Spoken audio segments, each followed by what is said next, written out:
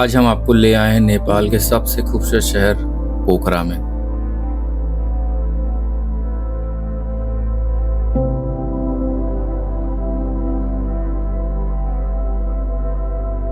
पोखरा को झीलों का शहर भी कहा जाता है क्योंकि यहाँ की फेवा झील, बेगनाज झील और रूपा झील अपनी शांति और सुंदरता के लिए मशहूर हैं।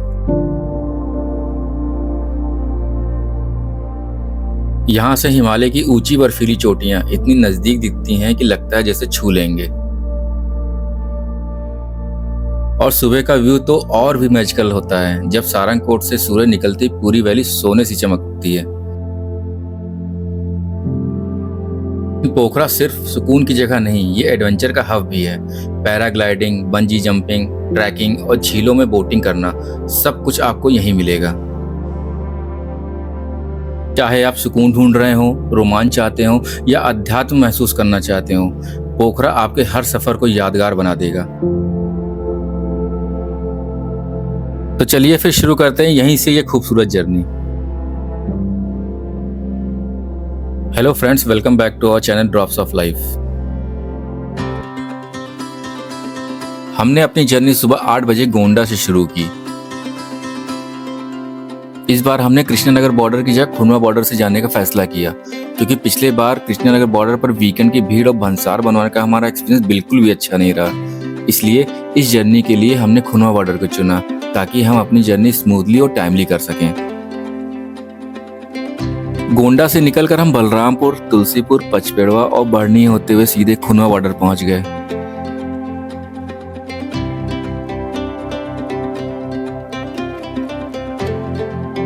बॉर्डर पर लगेज क्लियरेंस और डॉक्यूमेंटेशन पूरा होते ही हमने नेपाल में एंट्री ले ली। नेपाल में एंट्री करने के बाद इस बार हमने सबसे पहले अपनी करेंसी को कन्वर्ट कराया। मेरा मानना है कि अगर आप कभी नेपाल आएं तो करेंसी को बॉर्डर पे ही जरूर कन्वर्ट करा लें, आगे की जर्नी काफ़ी आसान हो जाती है। अब हमारा अगला और सबसे क्रूशियल स्टेप था भंसार और रोड परमिट बनवाना।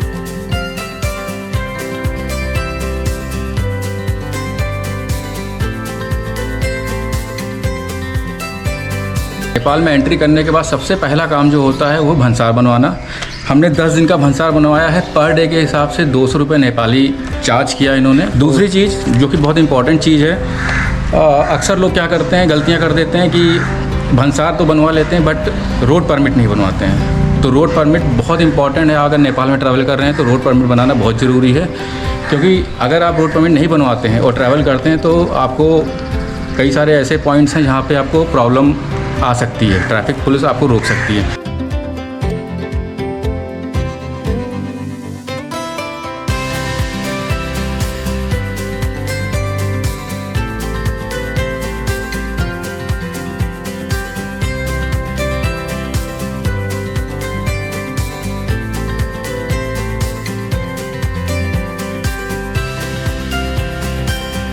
जैसे ही हम बुटोल पहुंचे, अचानक तेज बारिश शुरू हो गई। हमने एक छोटा सा ब्रेक लिया और एक वेज रेस्टोरेंट में गर्मा गर्म लंच को एंजॉय किया।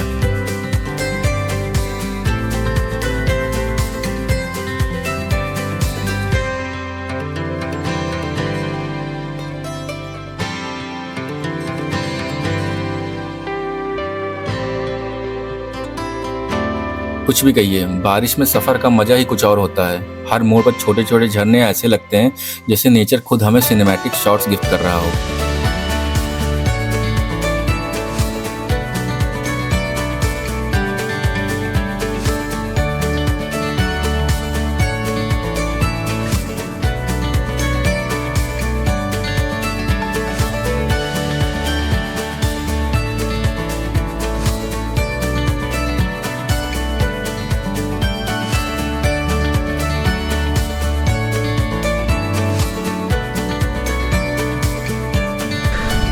जैसा कि आपको मैंने बताया था कि बुटवल में बहुत तेज़ बारिश हो रही थी और 10 किलोमीटर के बाद जब हम पहुँचे तो यहाँ देखिए आप, धूप निकला है। मतलब जस्ट अपोजिट मौसम है यहाँ पे।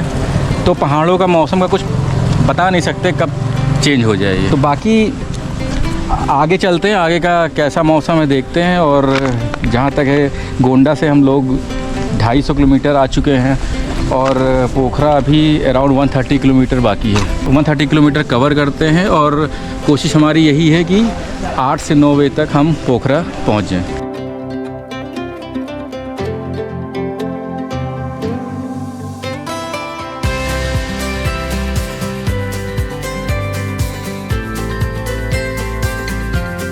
शाम के 6:30 हो चुके हैं और हम लोग गोंडा से लमसम 300 किलोमीटर ट्रैवल कर चुके हैं। काफ़ी थकान हो रही थी तो एक छोटा सा ब्रेक लिया गया है कि कुछ थोड़ा बहुत खा के फिर यहाँ से निकलेंगे, क्योंकि अभी अराउंड 80 to 85 किलोमीटर अभी पोखरा बाकी है। सो यहाँ का फेमस एक फ़ूड है चाव चाव, तो उसको ट्राई करने का सोचा, साथ में चाय, और छोटा सा एक ब्रेक लेके हम पोखरा के लिए निकलेंगे। टारगेट हमारा ये है कि 8:30 तक हम पोखरा पहुंच जाएं।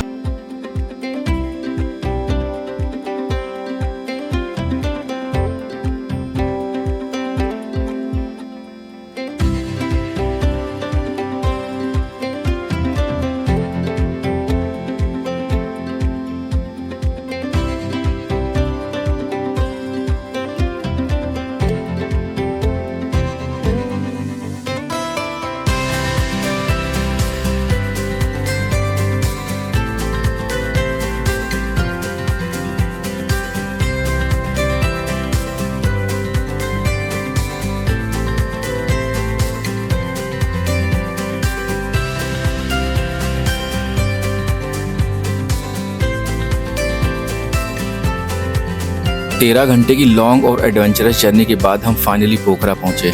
यहाँ हमने चेक इन किया होटल क्रिस्टल पैलेस में, जहाँ सब कुछ वेल मेंटेन और सुपर क्लीन लगा। और सबसे बड़ी बात, ये कंफर्टेबल स्टे हमें पड़ा सिर्फ 3500 नेपाली करेंसी में, वो भी विद इंक्लूडेड ब्रेकफास्ट। डे 1 के थकान भरे सफ़र के बाद अब टाइम है थोड़ा रेस्ट करने का, क्योंकि कल हम लेकर आ रहे हैं पोखरा के सुपर एक्साइटिंग और ब्रेथ टेकिंग प्लेसेस। तो जुड़े रहिए हमारे साथ। Till then, good night.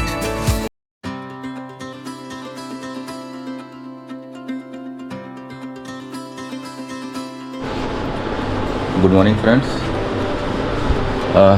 पहला दिन हमारा कल काफ़ी टफ रहा और काफ़ी देर रात में हम लोग सोए। तो अभी हम लोग उठे हैं 8:30 बजे के आसपास। तो अब हम ब्रेकफास्ट करेंगे और आज काफ़ी न्यू प्लेसेस को एक्सप्लोर करना है, तो उसके बारे में आगे हम अपने जर्नी में बताएंगे।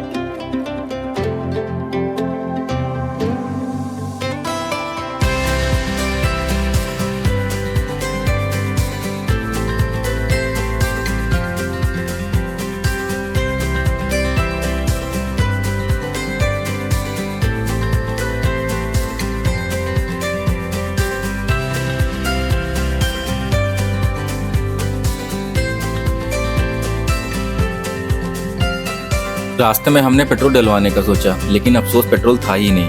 हमने 2 से 3 पेट्रोल पंप पर कोशिश की, तब पता चला कि पेट्रोल तो शाम तक ही आएगा। आज इधर ही होता तो मिलेगा। आ रहा रास्ता में वो आ रहा है। कितने बजे तक आएगा? वो 4-5 बजे। अभी 1 बज गया वो। और है आगे कोई? और कोई आगे है? होगा शायद। ये उस तरफ नहीं है, इस तरफ बस पार्क, ये नया दूसरा नया बस पार्क है। वो उसका नज़दीक है। फिर एक पेट्रोल पंप पर सिक्योरिटी गार्ड ने हमें अगले पेट्रोल पंप पर जाने को सजेस्ट किया और किस्मत से चौथे पेट्रोल पंप पर आखिरकार हमें पेट्रोल मिल ही गया।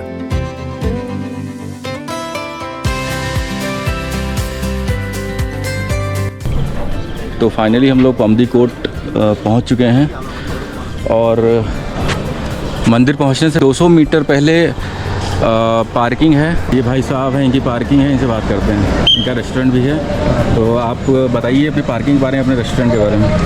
नमस्ते जी, मेरा नाम राजन घनाल है। पमदीकोट पोखरा में आइए, बहुत बढ़िया जगह है, इधर का अच्छा मिलेगा इधर। तो यहाँ से हमें 200 मीटर ऊपर जाना है पैदल चल के।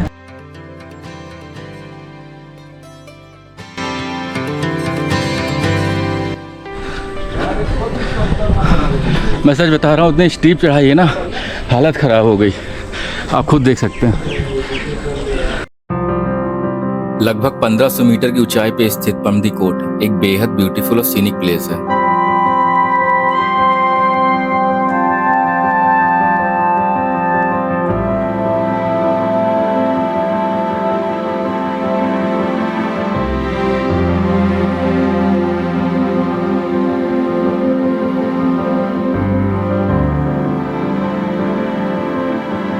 यहाँ 108 फीट की भगवान शिव की विशाल प्रतिमा बनी है, जो नेपाल में कैलाशनाथ महादेव प्रतिमा के बाद दूसरी सबसे ऊंची शिव प्रतिमा मानी जाती है।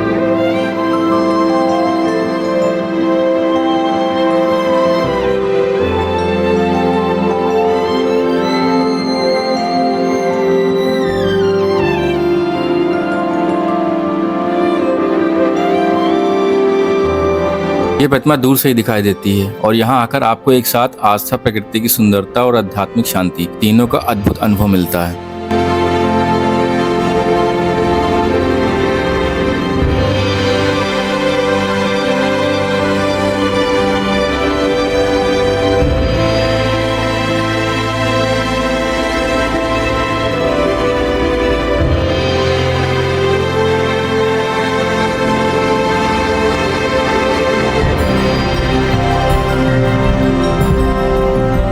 भगवान शिव की प्रतिमा के चारों ओर लगभग 108 छोटे छोटे शिवलिंग स्थापित हैं। ये शिवलिंग मिलकर इस स्थान को और भी पवित्र और दिव्य बनाते हैं। यहाँ से पोखरा घाटी का नज़ारा सचमुच लाजवाब है। साफ मौसम में एक ही फ्रेम में फेवा लेक, पूरा पोखरा शहर और हिमालय की बर्फीली चोटियां दिखती हैं। यकीन मानिए, ऐसा व्यू कि बिल्कुल किसी पोस्ट कार्ड के हकीकत में बदल जाने जैसा हो।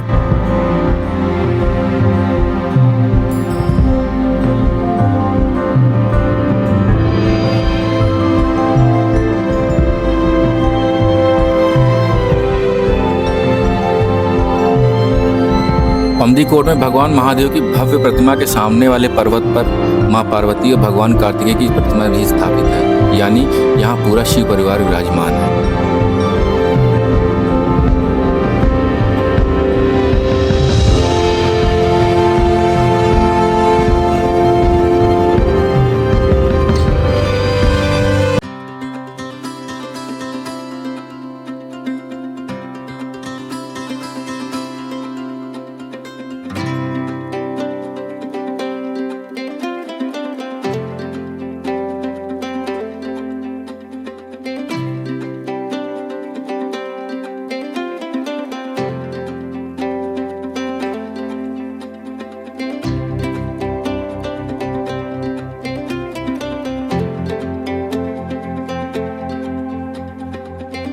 बारिश के रुकते ही हम पमदीकोट से वर्ल्ड पीस पगोड़ा के लिए निकले। करीब 3.5 किलोमीटर का यह छोटा सा रास्ता हरियाली, ठंडी हवा और पहाड़ी नज़ारों से भरा हुआ है, जो ट्रैकिंग के शौकीनों के लिए बहुत खास एक्सपीरियंस देता है।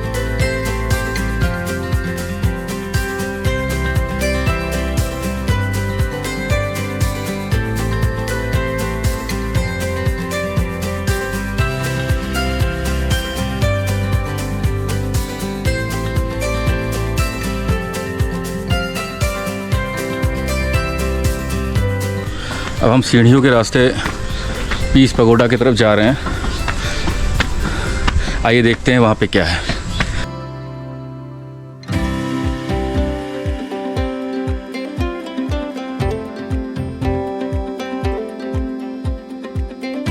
जापानी बौद्ध भिक्षुओं द्वारा निर्मित यह पगोड़ा पूरी दुनिया में शांति और सद्भावना का संदेश देता है।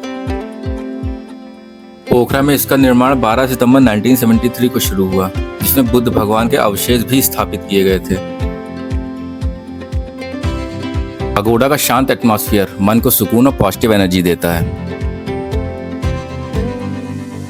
ये पोखरा का एक प्रमुख आकर्षण है। यहाँ हर साल हजारों टूरिस्ट दर्शन करने और नेचर की खूबसूरती को एंजॉय करने आते हैं।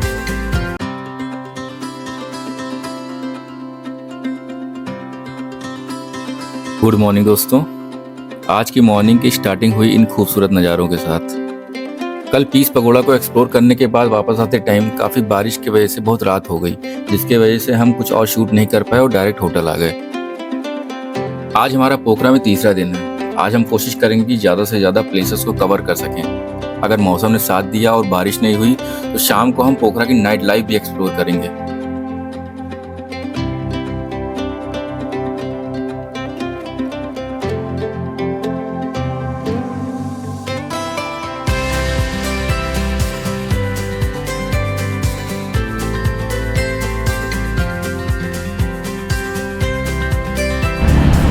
तो होटल से हम निकल के करीब 3 से 4 किलोमीटर आगे आए हैं और फाइनली हम डेविस फॉल आ चुके हैं। डेविस फॉल आके हम लोगों ने अपनी गाड़ी जस्ट डेविस फॉल के सामने पार्किंग है, वहाँ पे गाड़ी पार्क कर दी है। अब आइए चलते हैं अंदर। ये सामने बहुत सारी शॉप्स हैं कपड़ों की, बैग्स की। जो कोई भी डेविस फॉल आता है यहाँ से अपने अकॉर्डिंग परचेज़ कर सकता है। ये डेविस फॉल का मेन गेट है, यहाँ से हमें एंट्री करनी होगी।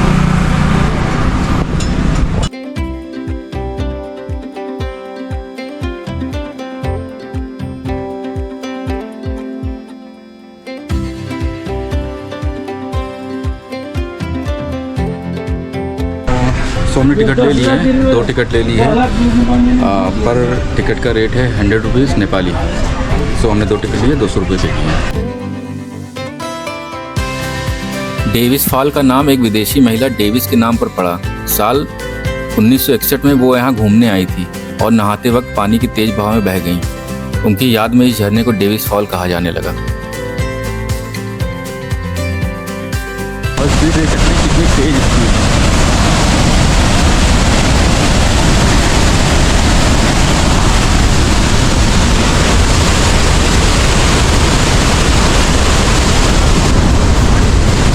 बाकी आप मैं बताऊं, झरना वहाँ पे गिर रहा है झरना, और उसका जो धुआं है वो यहाँ से उठ रहा है।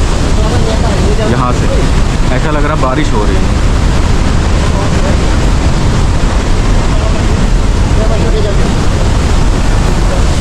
सच में जितना खूबसूरत ये लग रहा है उतना ही डरावना भी लग रहा है, बट मज़ा आ रहा है देखने में। डेविस फॉल के जस्ट सामने रोड की तरफ आपको गुप्तेश्वर महादेव के टेंपल दिख जाएगा, और हम गुप्तेश्वर महादेव के दर्शन करने के लिए चल रहे हैं।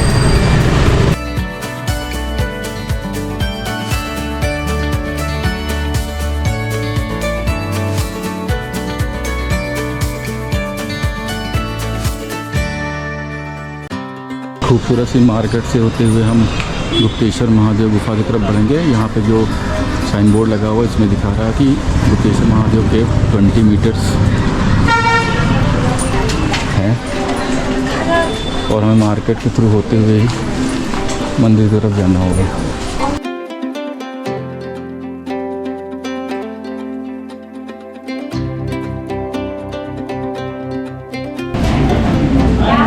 गुफा में एंट्री करने के लिए टिकट लेना पड़ता है।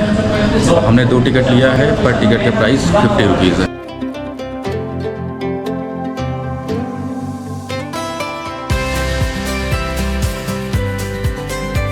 गुप्तेश्वर महादेव मंदिर पोखरा का एक बहुत ही फेमस और आस्था से जुड़ा हुआ मंदिर है।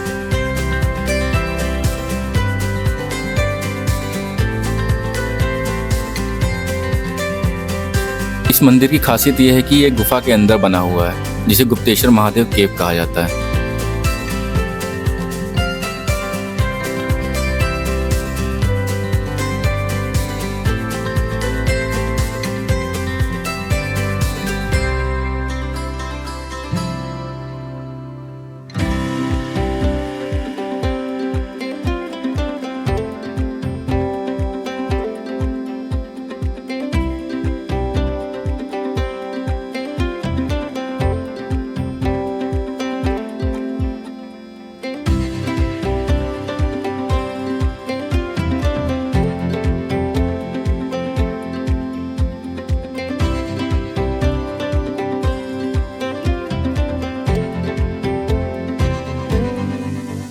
कहा जाता है कि इस रहस्यमय गुफा का सीधा संबंध स्वयं भगवान शिव से है। श्रद्धालु यहाँ पहुंचकर जल अर्पित करते हैं और अपनी मनोकामनाएं पूरी होने की प्रार्थना करते हैं। माना जाता है कि भोलेनाथ यहाँ भक्तों की हर सच्ची पुकार सुनते ही हैं। गुफा के अंदर उतरने के लिए जैसे जैसे आप अंदर जाते हैं, वैसे ही आपको प्राकृतिक चट्टानों की खूबसूरती और ठंडक महसूस होती है।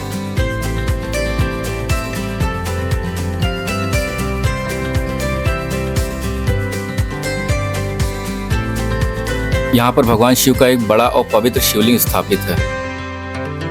सिक्योरिटी रीजंस की वजह से हम गुफा के अंदर भोलेनाथ की फोटो या वीडियो कैप्चर नहीं कर पाए, लेकिन जैसे ही हम बाहर निकले वैसे ही हमें भगवान विष्णु के दिव्य स्वरूप के दर्शन हुए, वो भी विश्राम अवस्था में। सच मानिए दोस्तों, ये अनुभव वाकई अद्भुत था।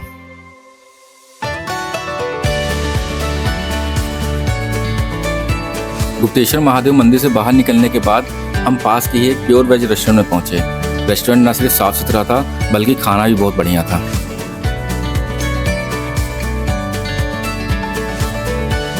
लंच करने के बाद हम निकल पड़े अपनी अगली डेस्टिनेशन फेवा लेक की ओर।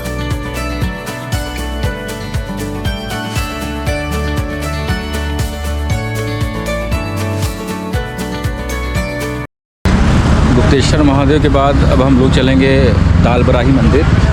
दालबराही मंदिर जाने के लिए हमें जो है बोट रेंट पे लेनी होगी, जिसका एंट्रेंस, कई सारे एंट्रेंस हैं बट ये जो मेन एंट्रेंस है इससे हम बोट रेंट पे लेंगे और दालबराही मंदिर के लिए जाएंगे।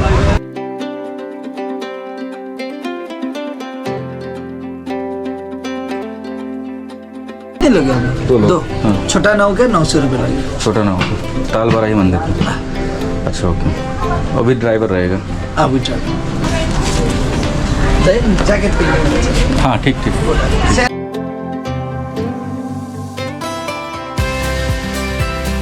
कितना गहरा है भैया ये? 120 फीट। बहुत गहरा। हाँ? दालबराही मंदिर तक जाना है। तो जो हम लोगों ने 900 पे किया है वो 1 घंटे का चार्ज है। इनकेस अगर टाइम बढ़ता है तो आपको एक्स्ट्रा पे करना पड़ेगा।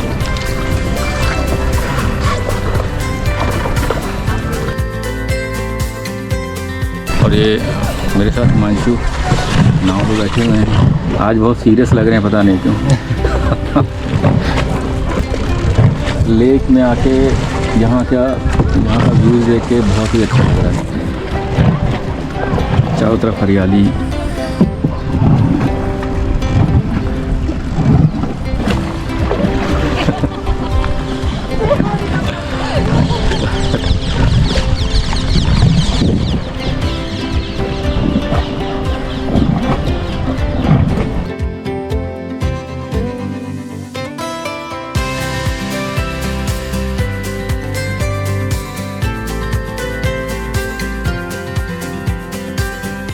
जहाँ से बोट हायर किए थे वहाँ पे 4:10 पे हम वहाँ से निकले थे और अराउंड 4:23 हो रहे हैं। 13 मिनट में हम हाफ रास्ता कवर कर पाए हैं। सबसे अगर पीछे देख रहे हैं आप तो दालबराही माता का मंदिर दिख रहा है, वहाँ तक हमें जाना है। तो फाइनली हम 23 मिनट की बोट राइडिंग करके, बोट की जर्नी करके हम माता जी के मंदिर आ चुके हैं। आइए दिखाते हैं आपको।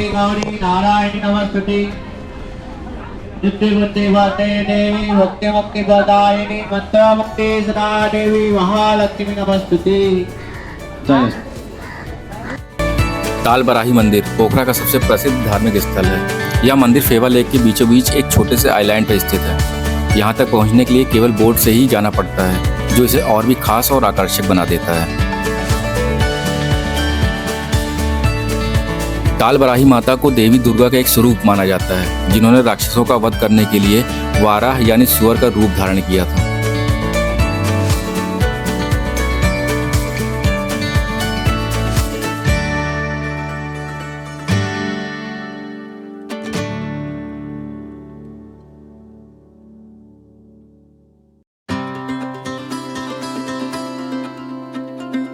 अंकल जी, आपको डर नहीं लग रहा? नहीं, बिल्कुल नहीं। कहाँ से हैं आप? इंडिया में कहाँ से? उड़ीसा। अरे वाह, गुड। आप? UP. Yogi ji. Boat ride का बहुत ही अच्छा एक्सपीरियंस रहा। बोट के जो ड्राइवर हैं उनसे मैंने पूछा भी कि कितना गहरा लेक है, तो उन्होंने बताया कि 120 फीट गहरा है। तो एडवेंचर के साथ साथ थोड़ा सा सेफ्टी भी देखना ज़रूरी है। तो आप जब भी कभी आएँ तो ये एक्सपीरियंस ज़रूर लें। फेवा लेक घूमने के बाद अब हम सीधे होटल जाएंगे और थोड़ा रेस्ट करने के बाद यहाँ की नाइट लाइफ एक्सप्लोर करेंगे।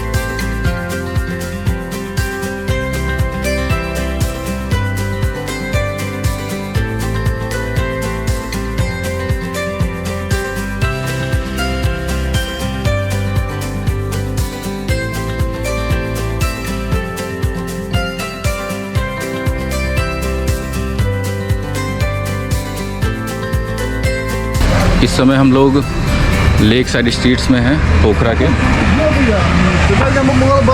और जैसा कि लोग कहते हैं और मैं देख भी रहा हूँ कि अगर आपने पोखरा की नाइट लाइफ को एक्सप्लोर नहीं किया, स्ट्रीट्स को एक्सप्लोर नहीं किया, तो कुछ भी नहीं देखा।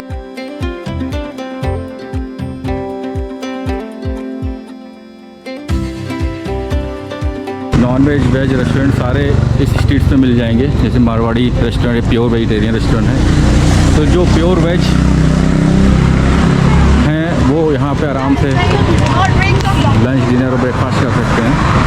बाकी छोटी छोटी शॉप्स भी हैं जहाँ पे टी शर्ट्स और कपड़े वगैरह मिलते हैं, उसको भी आप एक्सप्लोर कर सकते हैं।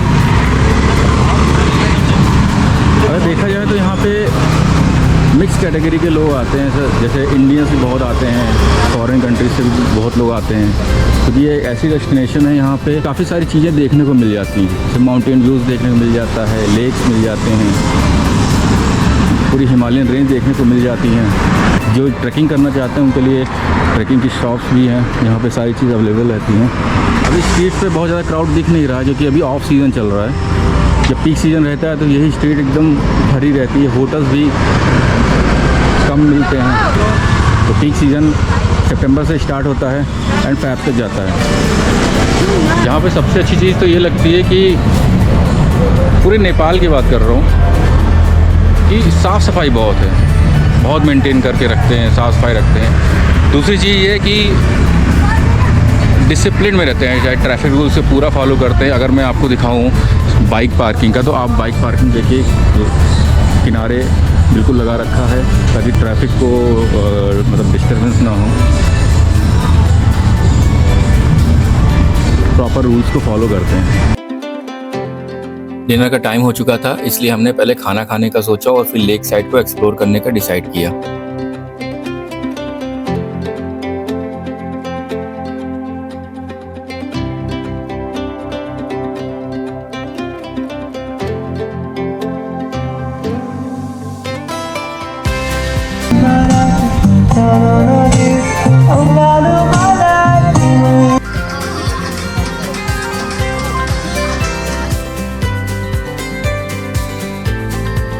पेवा लेक के किनारे कई सारे रेस्टोरेंट्स एंड कैफ़ेज़ हैं, जहां से बैठ के खाने के साथ लाइव शोज, झील और पहाड़ों का नज़ारा भी देखने को मिलता है।